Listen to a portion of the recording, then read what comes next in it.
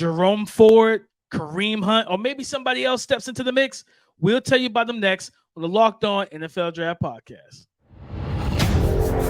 You are Locked On NFL Draft, your daily podcast covering the NFL Draft. Part of the Locked On Podcast Network, your team every day.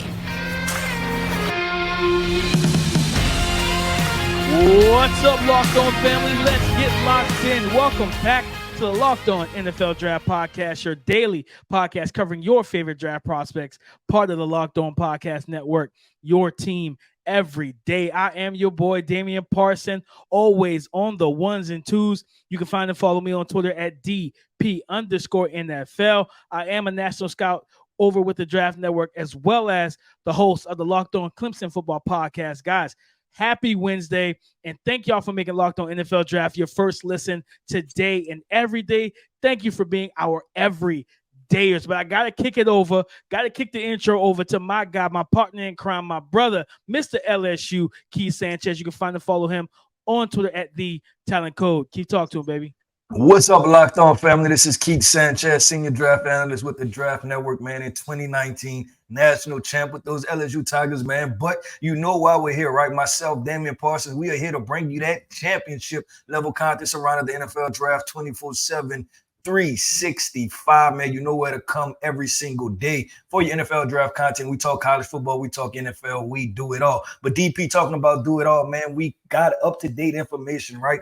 We watched the game. Obviously, everyone knows Nick Chubb is out for the year. DP's out for the year, bad knee injury. But the Cleveland Browns had playoff expectations, right? They had Super Bowl expectations. They had AFC to be competitors, right? To be competitive in the AFC. So they can't stop here. So we're going to start with Nick Chubb's replacement. Then we're going to do the Dame's Dude segment where I put Dame on a hot spot. And then we're going to go into Coach K's key thoughts. And Chi-Town fans, y'all might want to stay around for this one. But DP, before we get started, man, let's kick them off with our title sponsor. Today's episode of Locked On NFL Draft is brought to you by Prize Picks. It is the easiest and most exciting way to play daily fantasy sports. Go to prizepicks.com/LockedOnNFL and use the promo code, all lowercase, LockedOnNFL for a first deposit match up to $100. Losing Nick Chubb, Keith, that the injury, prayers up, and, for Nick Chubb, a strong recovery for him, man. Yes. Second bad knee injury for him. And that knee just it went ways that it shouldn't have gone, Keith. You know what I mean? And so now you lose your best player, right? Your most important player, right? I know they said, quarterback, but Nick Chubb is the engine of that offense. Nick Chubb. Now special. What do you do, right? Yep. If you're the Cleveland Browns, and he's Jerome Ford, running back out of Cincinnati, who we watched, coming out of college, he filled in admirably. I think he had over 100 yards, like 107, 108 yards. And the speed is the difference, right? He's not the physical, powerful runner. He doesn't have the footwork, patience, and nuance of toting the rock like a Nick Chubb, but he has the speed. I think it was one play. I think it was in the fourth quarter, Keith, where I can't remember if it was someone from the front seven for the Steelers. They created quick penetration, quick surge into the backfield, and basically made him bounce it out, right? And he lost like 5 to 6 yards, and then he squared those shoulders up field and took off. And I was like, this should not have happened. But when you have his type of speed and burst, you can do things like that, right? Run through some arm tackles and things of that nature. So when I look at it, Keith, the question is, can he be RB1 for this offense? I don't know if he can.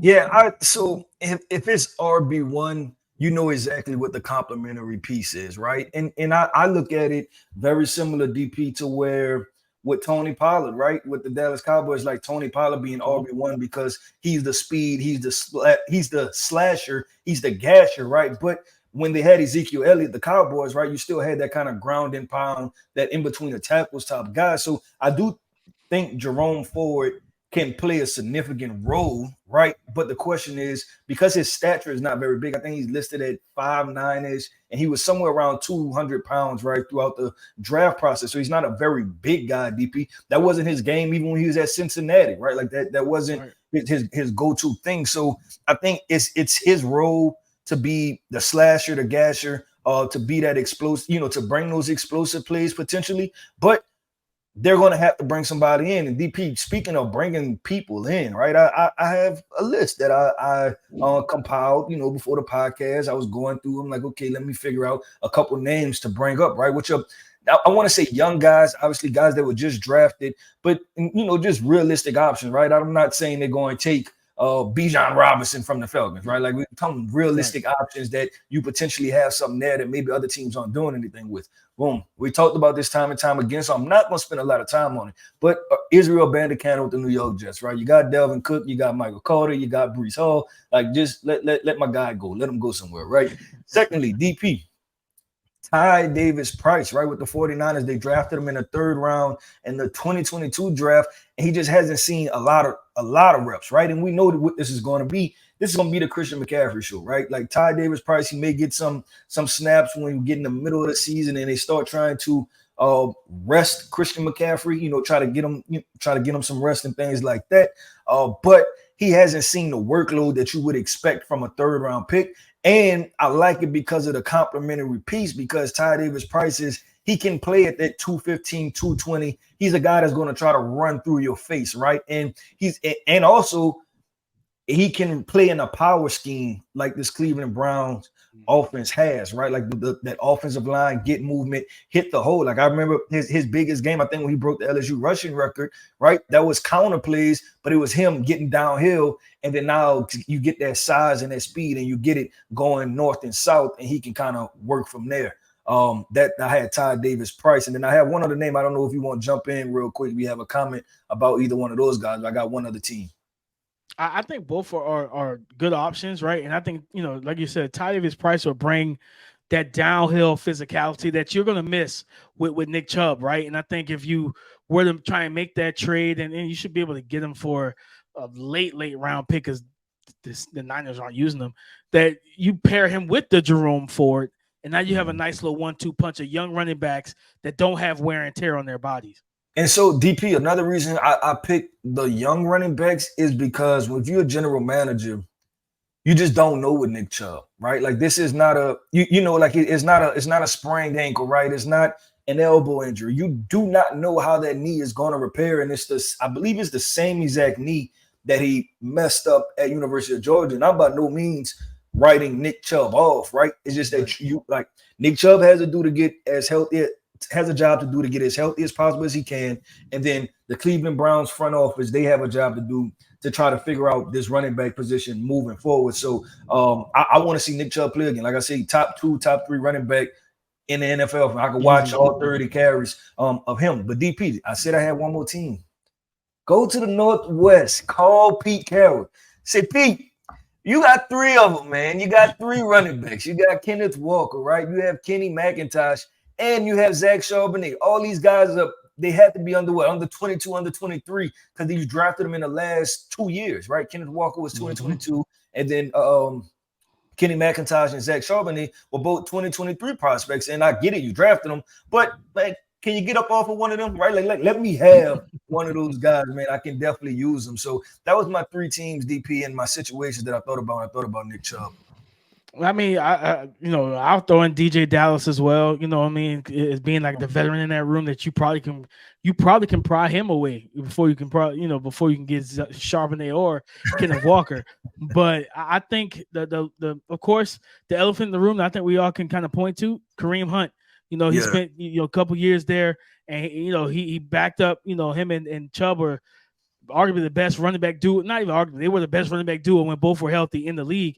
And they meshed well together. And I think Kareem Hunt bringing that pass catching ability, he does have decent speed even at this stage of his career, but that physicality between tackles and contact balance and all those things, along with Jerome Ford's big playability, I think you could still have a really solid run game. Yeah, and I don't think Kareem Hunt's departure, right, was a bad departure. He wanted more money. But then the Browns also like, we got Nick Chubb. You know what I'm saying? And it was just one of those things. I need more snap share. I need something, right? But you just had the top 2 running back in front of him, right? It's an issue that's a great issue to have, but it's also an issue that the Cleveland Browns kind of created, right? Bringing in both of those guys in that situation. So I think if you ask me, because he knows the offense already, right? He knows everything. He knows the people. He knows the city. He like that. To me, that's probably the easiest. And if I'm the GM, that's the most likely. But like I said, you definitely take a look at those young guys too, because some of those young guys can ball. They're in loaded running back rooms, right? And they just not going to see the field as much. But DP, let's keep this thing going. Let's keep it flowing, man. And we have one of my favorite segments, right? My name not on it, but it's one of my favorite segments. And that is Dame's Dude, because I get to put DP on the hot seat, ask him what college prospects are he feeling. Are they part of Dame's Dude? Do they get in the club, or is Dame kicking them out the club? So coming up next, man, one of my favorite segments, Dame's Dudes. Our partners at eBay Motors have teamed up with Locked On Fantasy Football host Vinny Iyer to bring you some of the best fantasy picks each week, all season long. Whether you're prepping for a daily draft or scouting the waiver wire every week, we're going to provide you players that are guaranteed to fit on your roster. So let's see who Vinny has picked out for us on this week's eBay's Guaranteed Fit Fantasy Picks of the Week. Ravens rookie wide receiver Zay Flowers had a fine debut in week 1 before a more modest week 2. But Flowers will go into full bloom while cruising to a big game on a weak Colts secondary at home in week 3. Flowers will be schemed open, as well as Baltimore's new look passing game continues to find more life with Lamar Jackson. Vinny Iyer from Locked On Fantasy Football is going to help you win your fantasy championship. And eBay Motors knows a championship team is about each player being a perfect fit. Same with your vehicle. Guys, with over 122 million parts for your number one ride or die, you can make sure your ride stays running smoothly. Brake kits, LED headlights, roof racks, bumpers, whatever your baby needs, eBay Motors has it. And with eBay Guaranteed Fit, it's guaranteed to fit your ride the first time, every time, or your money back. You can't beat that, guys. So, plus, when you look at the prices, you're burning rubber, not cash. All right, you're burning rubber, not cash. So you think about whatever parts you need. If you need to get anything for your vehicle, right, and you don't want to have to break the bank for it, check out eBay Motors. They're going to take care of you time and time again. And you, like I said, if it does not fit, right, if it doesn't fit, you get your money back, and that's a guarantee. I just don't want to miss. If it's me, I just can't miss on that. So keep your ride or die alive at ebay.com/motors. eBay Guaranteed Fit, only available to U.S. customers. All right, Keith, I'm in the hot seat. I'm ready for these options, right? I'm ready to pass out whether they get the stamp or they got to get out of line. So let's open it up with Dame's Dudes. Who's up next? DP, we're gonna start this off, and I think I know the answer. We just never talked about this. I'm pretty sure I know the answer to this, but LSU wide receiver Malik Nabers, Dame's Dude or not? We had to make sure, right? He's putting it out there. Had to make sure. Oh yeah, Malik Nabers is absolutely getting in the club, man. I really like. I told you, man. I watched this tape over the summer. I said, Keith, y'all got another one. Like LSU has another one. Like this kid is explosive. He's dynamic, man. Ball skills, the toughness, the strength, the grit he plays with, right? Like he brings a lot to the game, and I think he's a good route runner. But I think he can be even better in terms of how he sells and stems routes and different things like that, man. So for me, Keith, when I look at this thing, I'm like, oh yeah, Malik Nabers, oh he's in the club, baby. He got a reserved spot up in Dame's Dudes. He's in the club.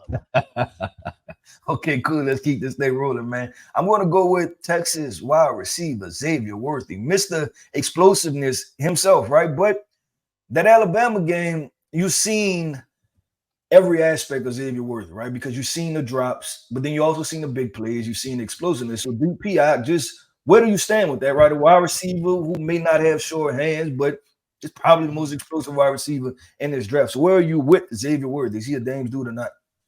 Xavier Worthy is a Dame's Dude. I really like Xavier Worthy, Keith, and I like him in a wide receiver 2, type of role. Like he's not gonna be my wide receiver 1 in the NFL, right? Like if you're telling me, well, DP, you the coach and the GM drafts him as your wide receiver 1, I'm be like, all right, I gotta wash the stamp off. Like I can't give him the stamp no more. You know what I mean? Because I don't want him in that role. But I do think that he like the speed, the big playability. He's a really good route runner too, really talented route runner. Talking about changing direction, pacing, tempo, nuance, knows how to set guys up. He does all those things well. But like you said, the drops he's got to fix those, man. Whether it's a concentration thing or if you say, okay, maybe he just doesn't like physicality. Whatever it is, you gotta fix that, right? Is he gonna give you high level moments like Marquise Brown, Hollywood Brown, or is he gonna be someone that you gotta fear about injuries like a KJ Hamler? That's gonna be the spectrum that I think he has to fall into. You want to be closer to Marquise Brown than KJ Hamler right now, but he is a Dame's dude. I really like Xavier Worthy's game. Yeah, it's tough with Xavier Worthy, and I don't want to get into the draft profile of him, but and we'll dive into this really, once the college football season and we really turn it up with the NFL draft stuff, right? And it's just the profile of smaller wide receivers that explosive, right? Those thin 165-pound wide receivers. And, I'll go through and look at it like, is that good return on investment, right? And that's why you talked about the first round conversation versus later on in the draft. But DP, let's keep rolling, right? J.J. McCarthy from the Michigan Wolverines. Is he a Dame's dude or not? No. JJ has the potential to be a Dame's dude, but I just need to see him, like the consistency, and I need to see him in the big games where the load is on the weight is on his shoulders, right? I love what I saw from him bouncing back after, I think, did he throw 2 pick sixes against TCU? I know he threw 1, but I can't remember if I think it was just one to the linebacker. I feel like it was one to the linebacker. So, like, he bounced back after that, right? But I just need to see him in those big moments, right? Going up against Ohio State this year, right? What are you going to be able to do? If your defense gives up big points to Ohio State and they stop you and they're able to slow down your run game, can you physically drop back 30, 40 times and win with your arm, right? I want to see that. I think his arm is good. I think I think he needs to work on his lower body mechanics instead of, in terms of not overstriding and messing up with his ball placement, different things like that, and loading the back foot, keeping the core tight and rotating. Like I just want to see more from him before I can give him that label. I like his potential. I don't view him as a guy that could be a elite level quarterback, but I think he could be a really good one at the next level. Yeah, it's just with him, there's so much variance in what you could get, right? You don't know if you're getting like high level quarterback play. You don't know if you're getting a version of Ryan Tannehill coming out of college, right? The guy that was really athletic, because Ryan Tannehill played wide receiver in college and, stood at 6'3" and had a good arm. You just don't. Wait, what you say? I forgot I had a comp for him after watching him over the summer. Matt Corral. Oh, DP, you shouldn't have said that. Don't say that. I had Matt Corral. Yep. Okay, well, I walked out of that situation, that film session. I was like, I don't like that comp. Like, but it fit. It fit. I didn't like it, but it fit. Oh man, so, you heard me with that. Yeah, you heard Matt Corral was the summertime comp that I had for him. Now let's see if he can play at a high enough level throughout the rest of the season and say, I ain't Matt Corral, DP. Yeah, okay, well, yeah, let's see. I'm hoping so. I haven't watched like a whole lot of JJ McCarthy. I've gotten my eyes on him though, but I know how I felt about Matt Corral coming out of Ole Miss. DP, last one, right? The fourth guy. And listen, this is the thing about Dame's dudes, right? Like the club, you get in a club, right? And if you do something wrong, it's a club, right? You get kicked out, right? And Jeff Sims, he got politely removed. Was that last week? I think last week he got politely removed he's from the club. So I got another guy that I think was in the club, right? Mm-hmm. We're trying to see like if we're gonna go tap him on the shoulder and tell him it's time to go. That is quarterback from Tennessee, Joe Milton. Oh yeah, Joe's out. Yeah, I thought you was gonna pause a little bit more than that, DP. I thought you. Nah, Joe. I don't know what's going on over there in Tennessee. JoJo. That offense is so. Hendon Hooker looked like a first round pick in that offense last year, man. He did.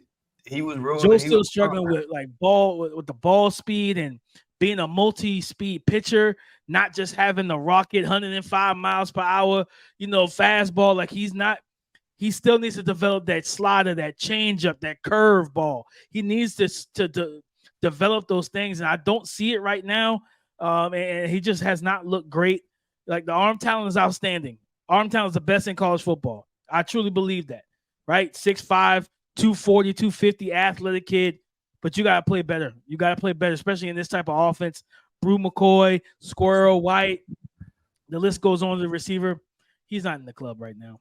Okay, he got slid up out of them, man. That's back-to-back weeks, man. Two quarterbacks, they took L's, and I agree with you. I watched that Saturday night game against Florida, right? And I do think Florida has a better than what people think secondary. Like, now the offense is exactly, if you think Florida, Billy Napier, and a Wisconsin quarterback, right?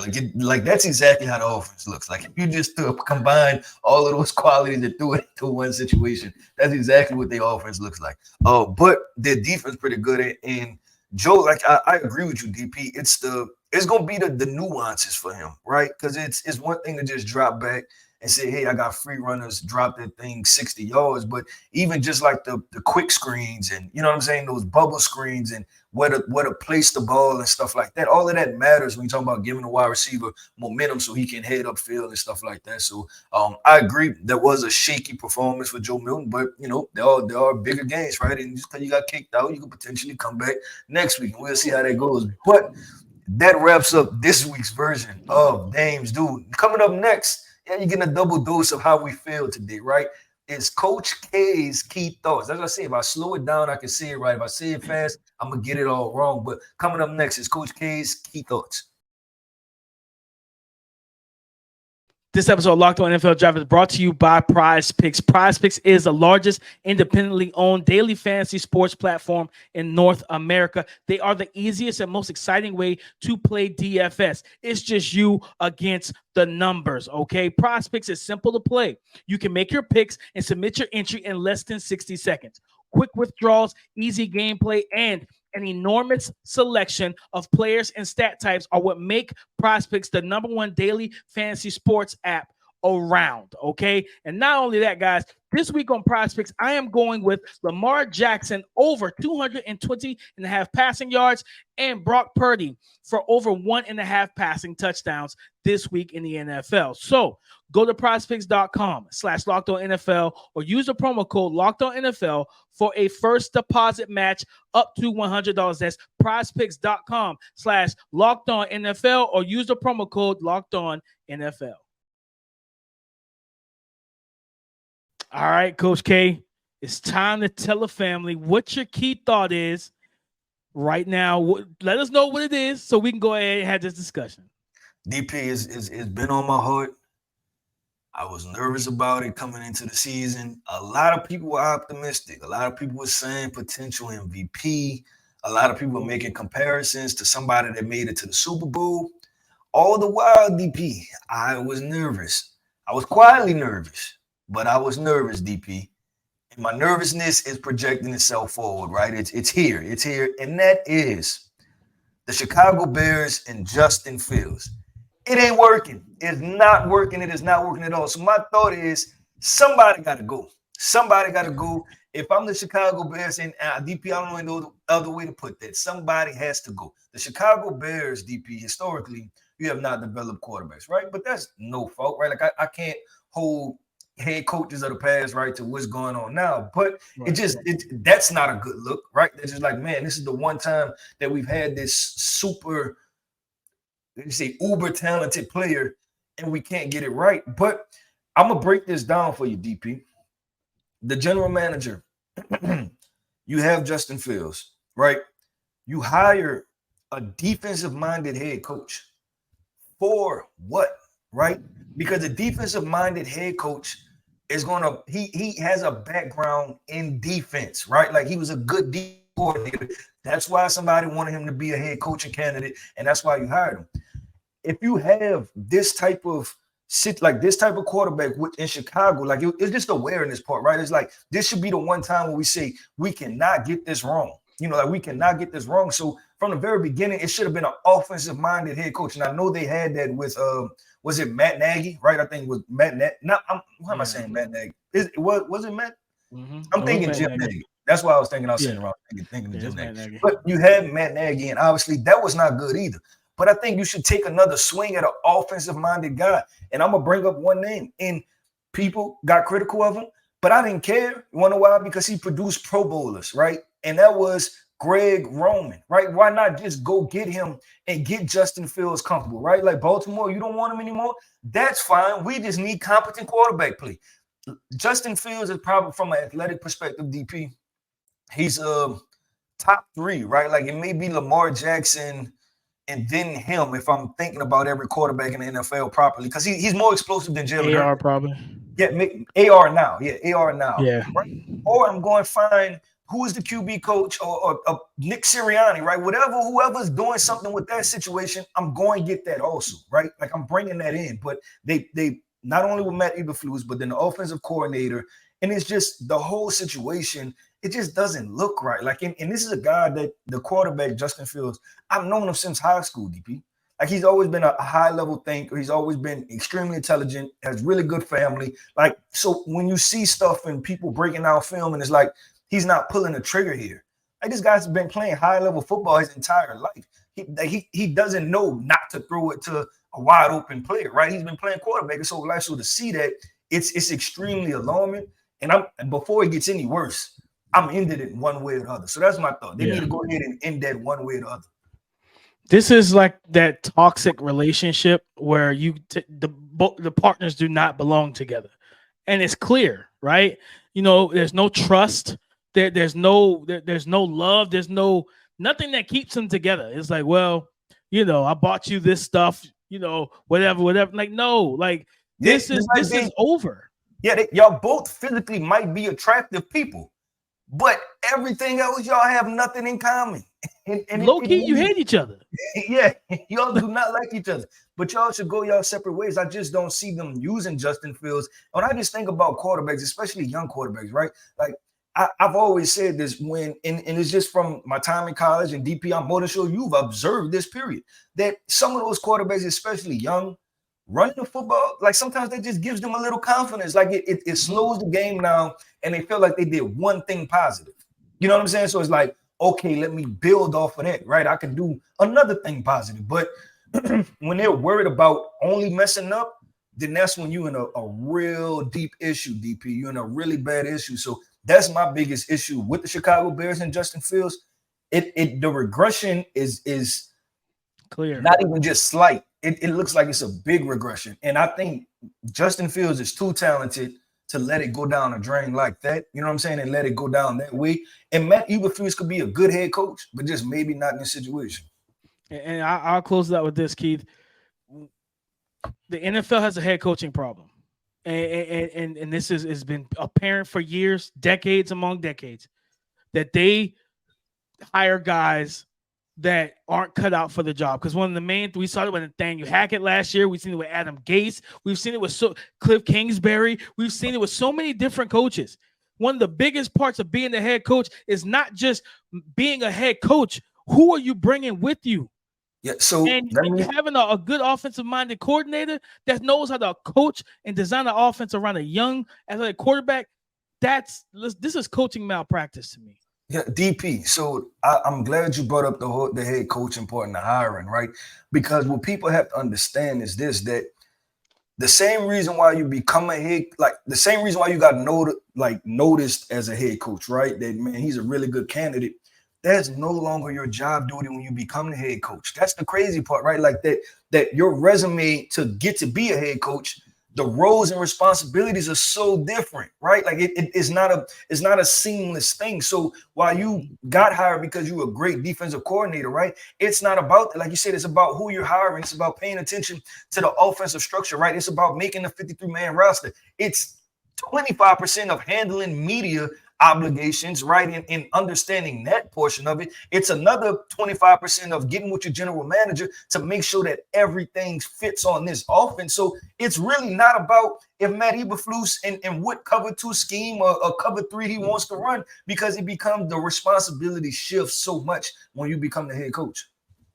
No, 100%, Keith. And I love this key thought, Coach K, you dropped the gems for the people because you spoke nothing but facts, man. This is a situation that needs to end and needs to end soon. Yep, I agree. I agree with DP. That wraps up another show, man. Another show. I feel like I got passionate about that, right? Like that did something to me, man. The NFL is giving us content on top of content. College football is giving us content on top of content. So if you want the best content, man, you know where to tap in. Like we always say, man, come talk to your dynamic duo over here at Locked On NFL Draft. We talk everything from college to NFL, the draft prospects. We do it all over here on the Locked On NFL Draft podcast. Like we say, shout out to our everydays. Thank you for coming. Go subscribe and follow for free on YouTube or wherever you listen to podcasts. Get the latest episode as soon as it is available. Thank y'all for making Locked On NFL Draft your first listen today and every day. Like he said, shout out to y'all for being our everydayers. All right, on tomorrow's show, we will be previewing Thursday Night Football in the NFL. I think it's the New York Giants, San Francisco 49ers, so we're going to get into that. No Saquon Barkley, who needs to step up, we'll tell you tomorrow. All right, come and join the conversation again tomorrow on the Locked On Podcast Network, your team every day.